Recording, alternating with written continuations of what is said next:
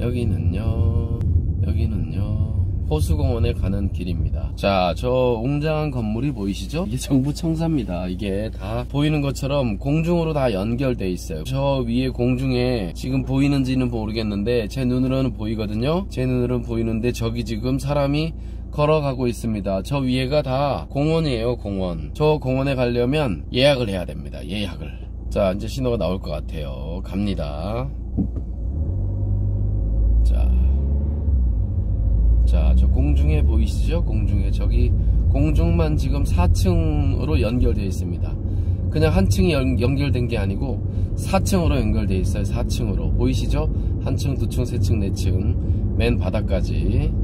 자, 그리고 여기 중간에 하나 자전거 통로로 하나 더 연결되어 있네요. 그죠? 이렇게 연결되어 있습니다. 그리고 저 왼편으로 돌아서 쭉 오고요. 저 뒤에 아래쪽으로 어마어마하죠. 그리고 여기를 관통해서 지나가면 세종 호수공원이 있습니다. 그리고 여기 새로 또 짓죠. 그죠? 행정중심 복합도시 건설청. 또 뭘 짓고 있습니다. 저기 뭔가요? 뭔 우수상을 받은 도로래요? 다리 짓는 건가? 다리? 다리 짓는 것 같아요. 다리를 건너다니는 사람이 존재하지 않을 것 같아요. 어떤 다리냐 하면은 금강을 가로지르는 다리입니다. 금강을 가로지르는 다리. 그 가로지르는 다리를 중앙에다가 원을 만들어서 동그란 모양으로 다리를 만드는 거예요. 다리가 똑바로 직선으로 건너가는 게 아니라 동그란 모양으로. 그러니까 실제로 우리가 다리를 건널 때 1.5배 이상 더 걸어가야 됩니다. 수학적으로 생각해 보세요. 여러분, 동그랗게 생겼어요. 지름의 길이가 있으면 원둘레는 지름의 3.14배잖아요. 그죠? 그러니까 그냥 지름에다가 동그랗게 가려면 반원의 길이는 지름 곱하기 3.14의 반이에요. 반지름 곱하기 3.14인 거지. 그러면 지름에다가 얼마를 곱한 겁니까? 3이라고 잡고 1.5를 곱한 거죠. 그죠? 그러면 1km를 가야 되는데 1.5km를 가게 되는 거예요. 그런 상태로 동그란 모양으로 다리를 건너는 거죠. 돈이 몇 배냐 하면 3.14배가 들어요. 건설비가. 다리의 건설비가 그냥 하나 만드는 것에 3.14배.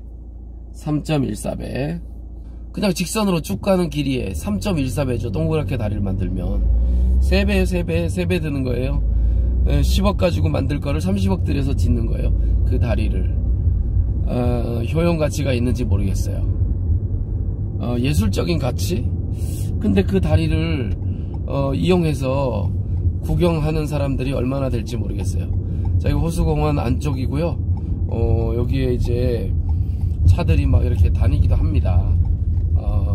그리고 주말에만 여기가 차 없는 도로, 어린이날 행사를 합니다. 자, 그래서 저는 뭐 여기 길 옆에다 잠깐 세워볼 거고요. 뭐 다 세웠는데 주차 위반일까? 모르겠네. 뭐 여기 옆에 공원이니까 다들 이렇게 세워 있으니까 저도 여기다 세우도록 하겠습니다. 자, 카메라는 끄고.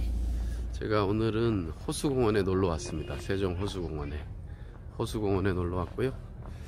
아직 사람들이, 제가 이 유튜브 방송이 익숙하지 않잖아요. 그래서 조용히, 아무도 없는데 조용한 데 와서 찍어야 되는데 왔다 갔다 사람들이 다니니까 좀 창피해요.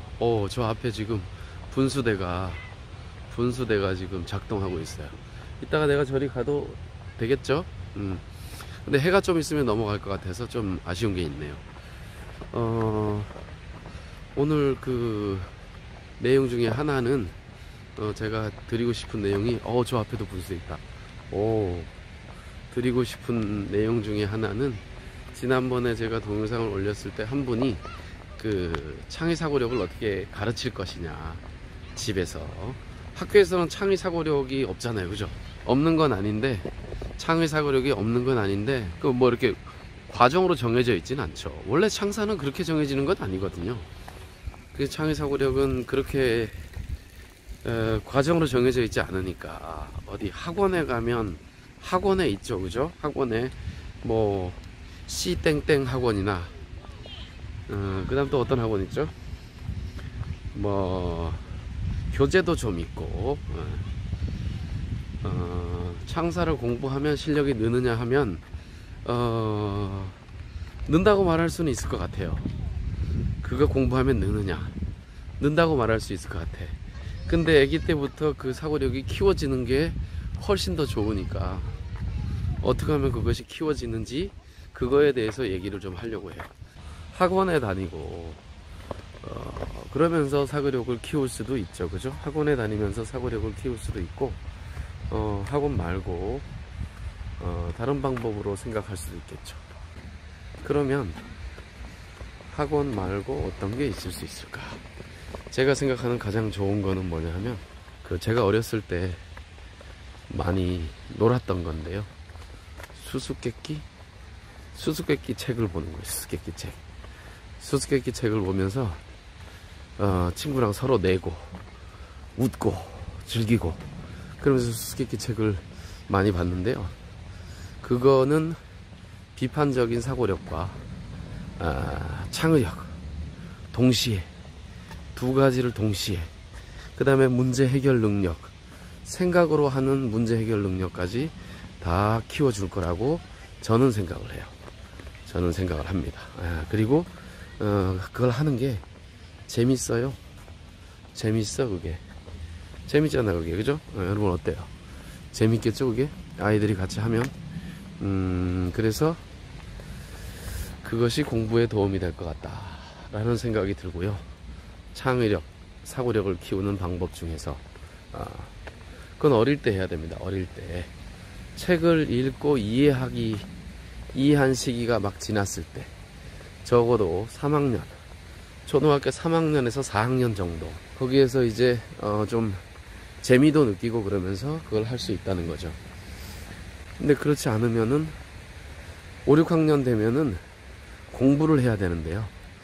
창의력과 사고력을 키우기 위해서 어머님들이 제일 많이 쓰는 방식이 뭘까? 학원에 보내는 게 제일 많은 방법이죠, 그죠? 학원에 보내는 거. 제가 다른 영상에서도 잠깐 얘기를 하긴 했는데 아이들 공부를 시키는 방법에 가장 좋은 것이 학원이다 뭐다 뭐 좋은 선생님이다 과외다 학습지다 뭐 온라인 교육이다 뭐 갖가지 얘기를 하는데 그거 다 필요 없어요. 저는 그거 다 사람마다 다릅니다. 사람마다 달라서 그거는 아무 의미가 없는 거예요. 자, 그래서 수수께끼 책을 열심히 보시면 수수께끼 책을 보면은 엄청나게 창의력이나 사고력을 키울 수 있다 이런 생각이 들죠. 그죠? 제가 제시하는 것 중에 플러스 요인이 있습니다. 이건 그냥 수수께끼 집을 다룬다 아니면 학원에 다닌다 그것만 가지고 이것이 착 되거나 그러지는 않죠. 사고력이 늘고 창의력이 는다라고 생각하진 않아요. 그럼 이제 뭘 해야 되냐 하면 제일 중요한 게 검사입니다. 검사. 엄마나 아빠가 과제를 검사하는 것을 소홀히 하면은 그거는 애가 이제 검사를 하지 않는 순간부터 이제 열심히 하지 않게 돼요. 그래서 검사를 하고 점검을 하고 돌봐주고 잘했으면 칭찬하고 잘못했으면은 잘못한 걸 지적하고 잘못한 걸 지적하는 거를 또 싫어하는 부모들이 있는데 그 자존감을 떨어친다는 거나 기죽인다거나 뭐 이런 생각을 하더라고요. 잘못한 걸 야단치는 거 가지고 기죽으면 그건 애가 벌써 이미 틀려 먹은 거예요. 본인이 잘못한 걸 인정하고 고치려고 노력하는 아이가 정상적이지 잘못한 걸 뭐라고 했다가 기죽어서 파 이렇게 죽어 있는 거. 갑자기 이렇게 조용해져. 기죽어서 이렇게 울적해져 있고 이렇게 소심해져 있고 이런 아이는 이미 그 단계를 넘어선 거예요. 거기까지 가면 이미 자존감은 이미 잃은 거거든요. 그래서 남이 야단치는 것보다는 부모가 직접 야단치는 게 잘못된 걸 지적하고 바로 잡아주려고 노력하는 게 훨씬 더 교육적으로 좋죠. 그런데 그렇지 않은 부모들이 많죠. 그건 신경 쓸 필요 없어요. 그 집에 그 애들이 어떻게 될지 내가 알 필요 없잖아요. 그죠? 그 집에 그 아이들이 어떤 인성을 가지고 나중에 커서 뭐가 될지는 불을 봐도 뻔하지만 본인들이 모르는 걸 어떻게 얘기해 줄 필요가 없잖아요.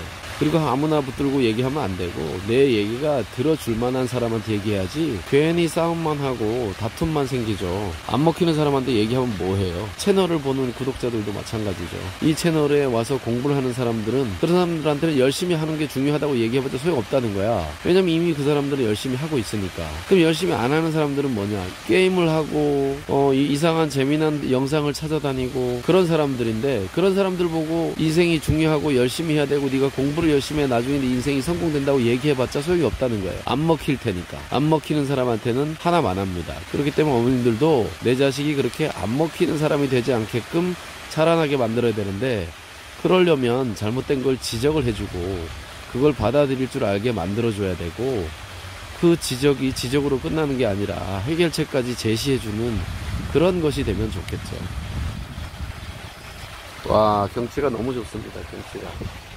그리고 세종시의 이 나무들은 아직 튼튼하게 뿌리를 내리지 못했어요. 그래서 잎사귀도 조금밖에 없고 꽃도 조금밖에 안 펴요. 네.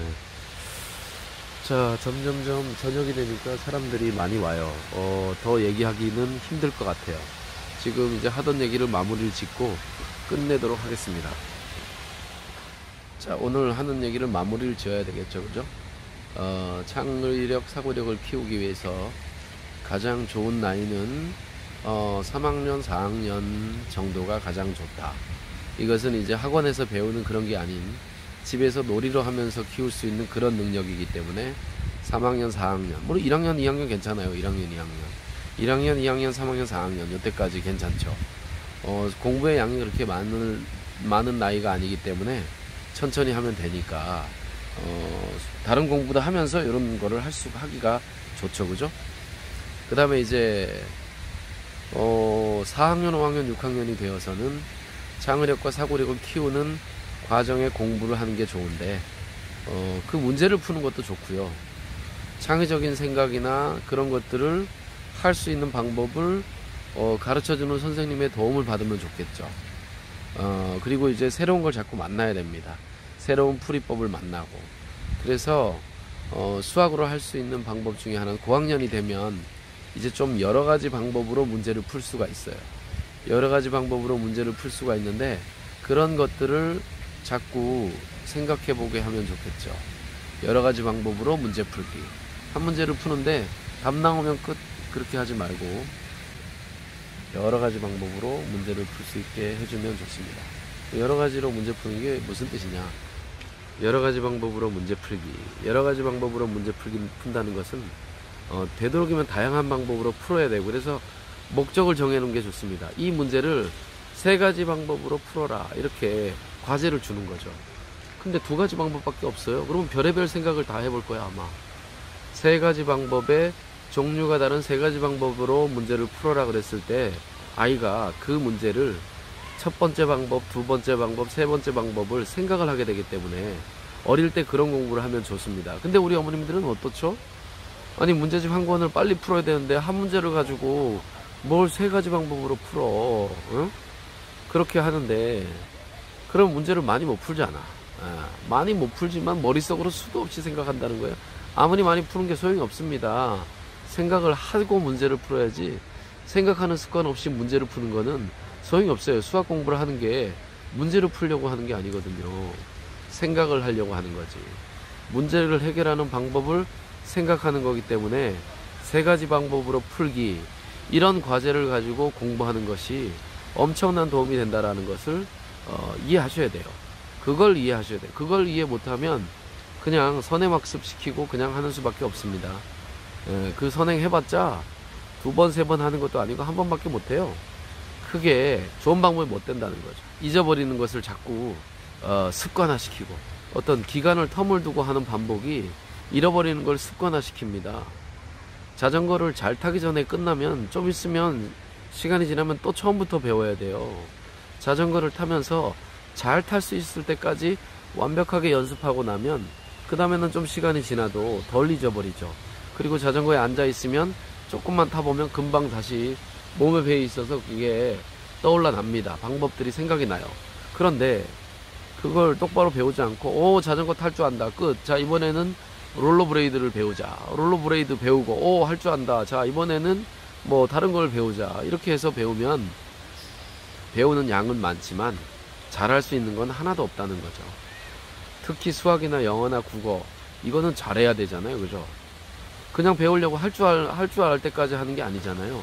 잘하려고 하는 건데, 그걸 갖다가 짧은 시간에 공부하고 복습하고 익히고 심화 문제로 생각하는 연습을 하고 여러 가지 방법 풀기로 또 생각하는 연습을 하고, 이렇게 하면서 단계를 넘어갈 때랑 그냥 아는 건 다 압니다. 사실은 똑똑한 애들은요, 초등학교 3학년인데 4학년 거 가르쳐도 알고요, 초등학교 4학년인데 5학년 거 가르쳐도 알아요. 아는 거는 그 순간에는 다 합니다. 바보가 아닌 이상, 예?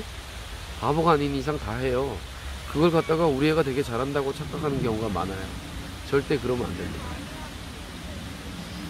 지금 저 또 사람들이 막 오고 있어요.